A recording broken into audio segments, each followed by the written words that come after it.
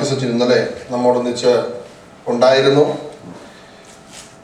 ഇടവകയുടെ ശുശ്രൂഷ നിർവഹിക്കുന്നതായ അസോസിയേറ്റ് വികാരി ഫാദർ ബിജോ മാത്യു 2 ദിവസം മുമ്പ് ഞങ്ങൾ ഒന്നിച്ച് ന്യൂയോർക്കിലുണ്ടായിരുന്നു. അദ്ദേഹവുമായിട്ട് ഇടവകയുടെ കാര്യങ്ങളും മറ്റു പ്രവർത്തനങ്ങളും ഒക്കെയും സംസാരിക്കുവാനായിട്ട് ഇടയായി. ഇടവകയുടെ ദിനംതോറുമുള്ള പ്രവർത്തനങ്ങളിൽ അദ്ദേഹം ആ ബഹുമാനപ്പെട്ട അച്ഛൻ്റെ ശുശ്രൂഷയും സേവനവും ഏറ്റവും കൂടുതലായിട്ട് പ്രയോജനപ്പെടുത്തുന്നു എന്നറിയുന്നതിന് വളരെ സന്തോഷിക്കുന്നു.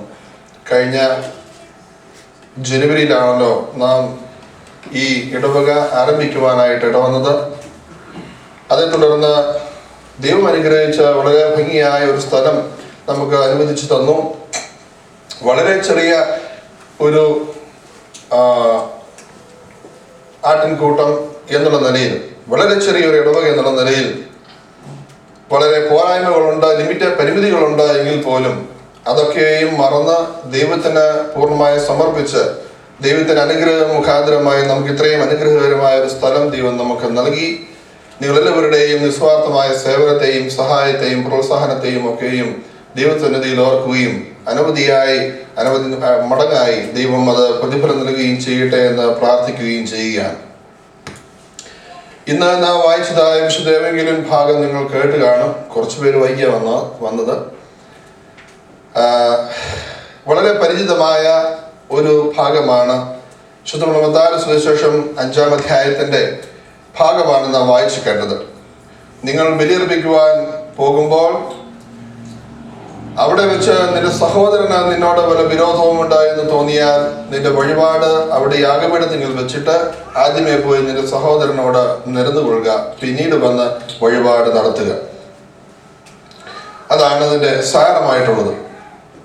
ഇന്നലെ സന്ധ്യയിൽ വായിക്കുവാനായിട്ട്, ഈ ഞായറാഴ്ചയുടെ സന്ധ്യയിൽ, ഇന്നലെ സന്ധ്യയിൽ വായിക്കുവാനായിട്ട് ക്രമീകരിച്ചിരിക്കുന്നത് ശുദ്ധമുള്ള ലൂക്കോസിന്റെ സുവിശേഷം 12-ാം അധ്യായത്തിന്റെ അതിലുള്ള ഭാഗമാണ്. അത് വളരെ ഫെമിലിയർ ആയിട്ടുള്ള ഭാഗമാണ്. അബൌട്ട് ദ റിച്ച് ഫൂൾ, ധനികനായ വിഡ്ഢി എന്ന കർത്താവ് വിളിച്ചതായ ഒരു ധനികന്റെ കഥയാണ് അതിനകത്ത് പറയുന്നത്. ഞാൻ ഇന്നലെ പ്രസംഗിച്ചപ്പോഴും അത് ചെറുതായിട്ടൊന്ന് ആ ഭാഗം സൂചിപ്പിച്ചില്ലെങ്കിൽ പോലും അതിന്റെ ടീച്ചിങ് എന്റെ പ്രസംഗത്തിൽ വന്നിരുന്നു. ഈ ലോകത്തിലെ സമ്പത്തിനെ ആശ്രയിക്കാതെ നിക്ഷേപങ്ങളെ കരുതുവാനായിട്ട് സ്വർഗത്തിൽ നമ്മൾ നിക്ഷേപങ്ങളായിരിക്കണമെന്ന് കർത്താവ് പഠിപ്പിക്കുകയാണ്. നമ്മൾ ഇന്നലെ വായിച്ചത് ആക്ച്വലി മത്തായി സുവിശേഷം 6-ാം അധ്യായമാണ് ബഹുമാനപ്പെട്ട അച്ഛൻ നിങ്ങളെ കൊണ്ട് വായിപ്പിച്ചത്. അവിടെയും അത് സൂചിപ്പിക്കുന്നുണ്ടല്ലേ, ഞാൻ പറഞ്ഞ വാക്യം ഓർക്കുന്നുണ്ടാവും. 6-ാം അധ്യായത്തിന്റെ 33-ാം വാക്യം, മുന്നമേ അവന്റെ രാജ്യവും നീതിയും അന്വേഷിപ്പിൻ, അതോടൊപ്പം ഇതൊക്കെ നിങ്ങൾക്ക് ലഭിക്കും. ലൂക്കോസിന്റെ സുവിശേഷം ഈ 12-ാം അധ്യായത്തിലും അത് വീണ്ടും പറയുന്നുണ്ട്, അവന്റെ രാജ്യം അന്വേഷിപ്പിൻ, അതോടൊപ്പം നിങ്ങൾക്കിതൊക്കെ ലഭിക്കും. വളരെ ഭംഗിയായിട്ട് കർത്താവ് ഉപമ പഠിപ്പിക്കുകയാണ് ഈ ധനികനായ ഒരു വിഡ്ഢിയുടെ കഥയിലൂടെ. ഞാൻ ആ കഥയിലോട്ട് കിടക്കുന്നില്ല കേട്ടോ, നിങ്ങൾക്കറിയാവുന്നതാണ്. ധനികനായ ഒരു വ്യക്തി ഉണ്ടായിരുന്നു. അവന്റെ കളകളൊക്കെയും അവന്റെ വിളകളൊക്കെയും വളരെ ഭംഗിയായിട്ട് വിളഞ്ഞു. പ്രതീക്ഷിച്ചതിൽ കൂടുതലായിട്ട് അവന്റെ സമ്പാദ്യം ഉണ്ടായി. അവനോട് തന്നെ പറഞ്ഞു, ആനന്ദിക്കുക, അല്ലെങ്കിൽ ആശ്വസിക്കുക, റിലാക്സ്, തിന്നുക, കുടിക്കുക, ആനന്ദിക്കുക എന്ന് പറഞ്ഞ് അവൻ ഇരുന്ന് തന്നോട് തന്നെ പറയുന്നതായ സന്തോഷത്തോടു കൂടെയോ അല്ലെങ്കിൽ ആത്മപ്രശംസയോടുകൂടെയോ ഒക്കെ അവൻ പറയുന്നതായ സമയത്ത് ദൈവം അവനോട് പറഞ്ഞു, എന്താണ്? യു ഫൂൾ, അല്ലെ, ഇന്ന് രാത്രി നിന്റെ ആത്മാവിനെ നിന്നോട് ചോദിച്ചാൽ നീ ഈ ഒരുക്കി വെച്ചതൊക്കെയും ആർക്കാകും? അവൻ പറഞ്ഞത് നമ്മുടെ നാട്ടിൽ ഇപ്പോൾ ഉള്ള ചില കർഷകരുടെ മാതിരിയാണ്. അവൻ ഇഷ്ടംപോലെ വാങ്ങിക്കഴിഞ്ഞപ്പോൾ അവൻ്റെ ഉള്ള സ്റ്റോറിങ് ഫെസിലിറ്റി പോരാതെ വന്നു. അതുകൊണ്ട് കൂടുതൽ പൊളിച്ചു പണിത്, കളപ്പരൊക്കെയും പൊളിച്ചു പണിത് വലുതായിട്ടുണ്ടാവും. തലമുറകൾക്കുള്ളത് ഇപ്പോൾ ഞാൻ സമ്പാദിച്ചു കഴിഞ്ഞു. ചില ആളുകൾ ചിന്തിക്കുന്നതാണ്, തലമുറകൾക്കുള്ളത് വരെയും ഞാൻ സമ്പാദിച്ചു കഴിഞ്ഞു, ഇനി റിലാക്സ് ചെയ്യാം. അവിടെയാണ് കർത്താവ് ഇടപെടുന്നത്. അപ്പോ കർത്താവ് പഠിപ്പിക്കുന്നത് മറ്റൊന്നുമല്ല, ഈ ലോകത്തിലുള്ള സ്വത്തിൽ നിങ്ങൾ ആശ്രയം വെക്കരുത്. കാരണം ഒരുവന്റെ ജീവന് ആധാരമായിരിക്കുന്നത് അവന്റെ സമ്പത്തല്ല എന്ന് പഠിപ്പിക്കാൻ വേണ്ടിയാണ് കർത്താവ് ഉപമ പറഞ്ഞതെന്ന് നാം വായിക്കുന്നുണ്ട് 12-ാം അധ്യായത്തിൽ. എന്നാൽ ധനം അതിൽ തന്നെ ഒരു പാപമായിട്ട് വിശുദ്ധ വേദപുസ്തകത്തിൽ പറയുന്നില്ല കേട്ടോ. പഴയ നിയമകാലത്ത് നാം അന്വേഷിച്ചാൽ അറിയാം, നമ്മൾ വിശുദ്ധ വേദപുസ്തകത്തിലെ താളുകളിലൂടെ പരിശോധിക്കുമ്പോൾ അറിയാം, അനേക ധനവാന്മാരായ ആളുകൾ ദൈവിക പിതാക്കന്മാരായിട്ടുണ്ട്. അബ്രഹാം തുടങ്ങിയത് നോക്കിയാൽ അറിയാമല്ലോ.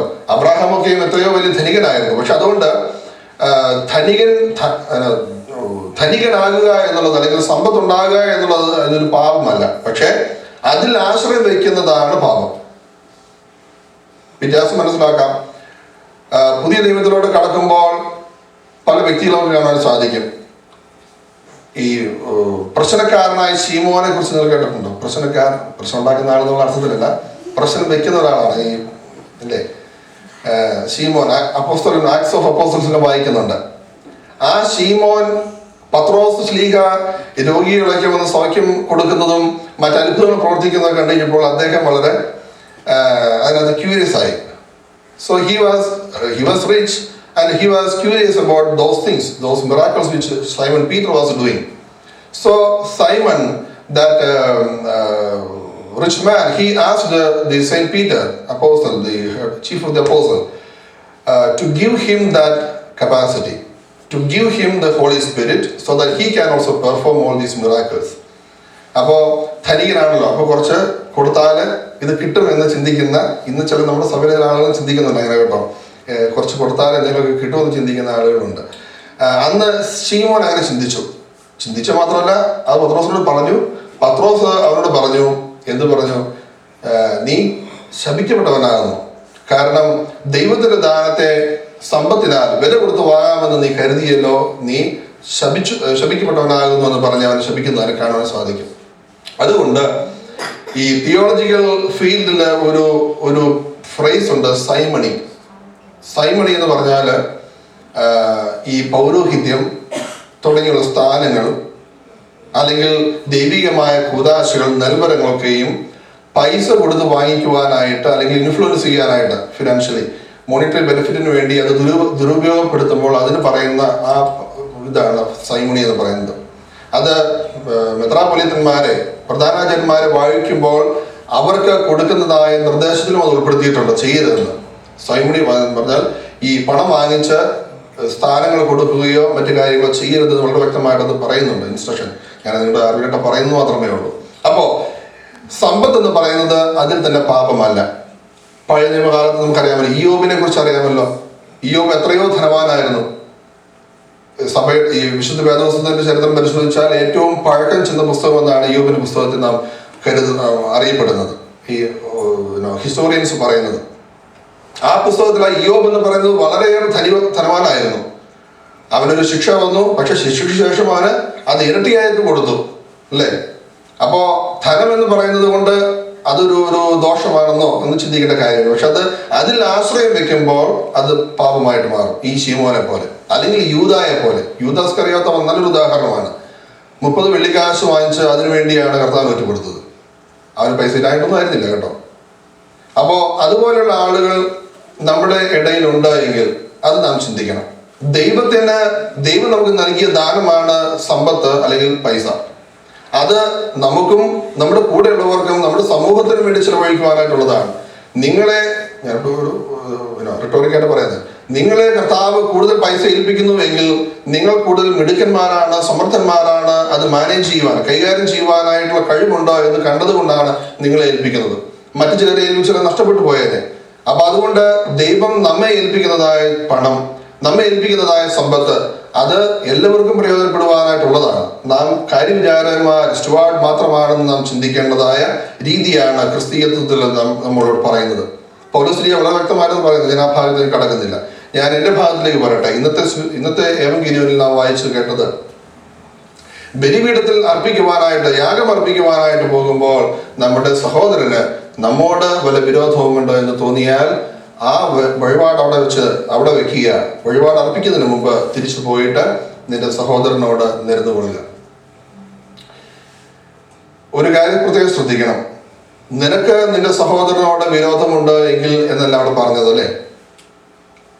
നിനക്ക് നിന്റെ സഹോദരനോട് വിരോധമുണ്ടോ എങ്കിൽ, അല്ലെങ്കിൽ നീ എന്തെങ്കിലും കുറ്റം ചെയ്തിട്ടുണ്ടെങ്കിൽ അത് പോയി ക്ഷമ ചോദിക്കാനല്ല പറഞ്ഞത്.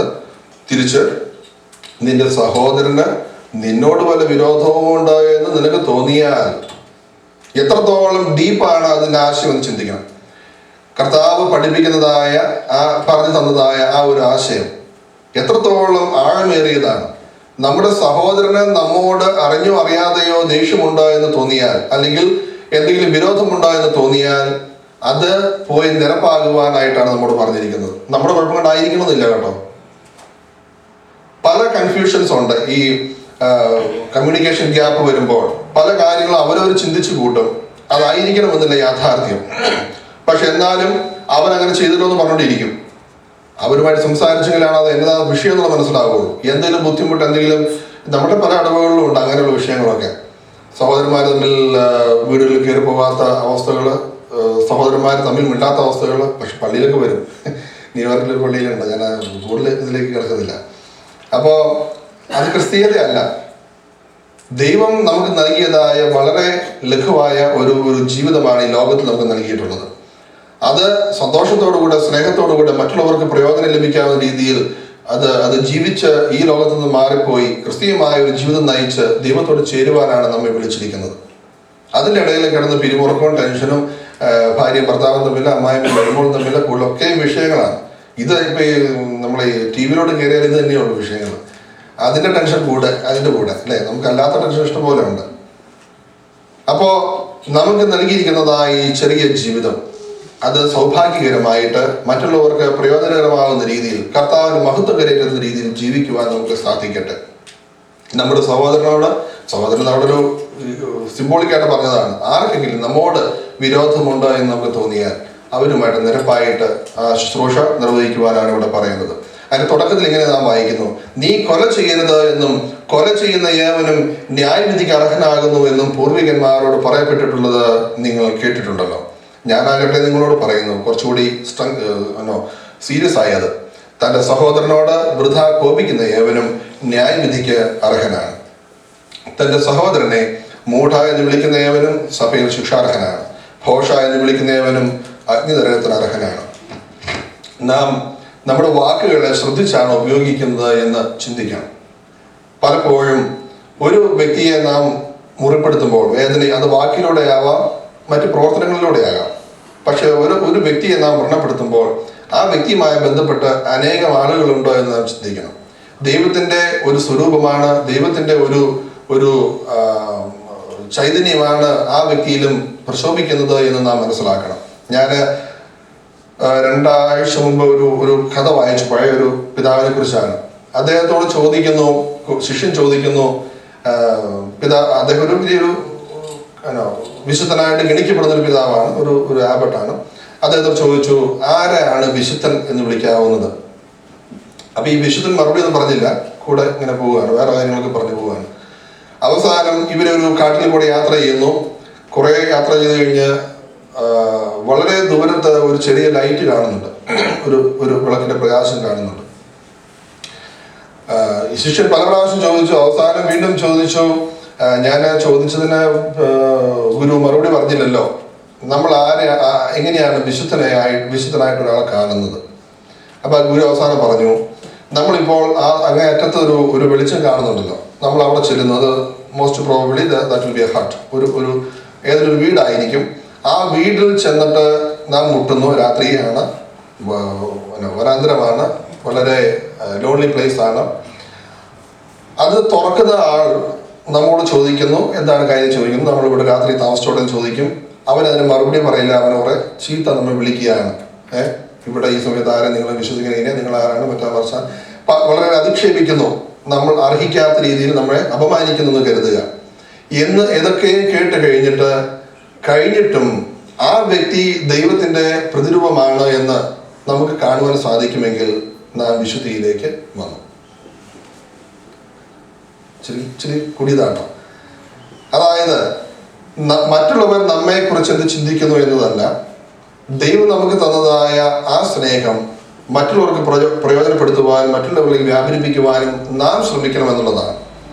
അപ്പൊ അതുകൊണ്ട് മറ്റുള്ളവർ നമ്മെ ചീത്ത പറഞ്ഞു, നമുക്ക് അർഹതയില്ലാത്ത രീതിയിൽ, അല്ലെങ്കിൽ നാം ചെയ്തതായ ഒരു കാര്യത്തിന് വേണ്ടിയല്ല, അന്യായമായിട്ട് നമ്മെ ദ്വേഷിക്കുകയോ ഉപദ്രവിക്കുകയോ ചെയ്യുകയാണെങ്കിൽ കൂടെയും അവനെ ദൈവത്തിന്റെ മകനായിട്ട്, ദൈവത്തിന്റെ ഒരു പ്രതിരൂപമായിട്ട് കാണുവാൻ, ഇമേജായിട്ട് കാണുവാൻ നമുക്ക് കഴിയുമെങ്കിൽ നമ്മൾ ആ ഒരു തലത്തിലേക്ക് വന്നു, ഒരു വിശുദ്ധിയിലേക്ക് വന്നു. ഞാനൊരു വാക്കുകൾ ഉപസംഹരിക്കട്ടെ. ഇവിടെ നമ്മുടെ കർത്താവ് നമ്മോട് പറയുന്നു, മറ്റുള്ളവരോട് ക്ഷമിക്കണം. നാം ഉപദ്രവം ചെയ്തിട്ടുള്ളവരെ ഡെഫിനറ്റ്ലി അവരോട് നാം ക്ഷമിക്കണം. ക്ഷമിക്കുന്നതല്ല, അവരോട് നാം പോയി മാപ്പ് ചോദിക്കണം.